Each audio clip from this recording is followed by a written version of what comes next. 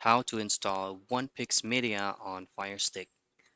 Now in this quick video, I'll show you a method for you to be able to run and install 1PIXMEDIA on your Firestick. So 1PIXMEDIA is actually not available on Amazon Store or any app store that your Firestick is supporting. So all you have to do is to download it separately.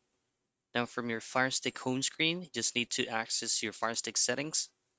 And then from settings, go into developer and make sure that install unknown apps or apps from unknown sources is turned on.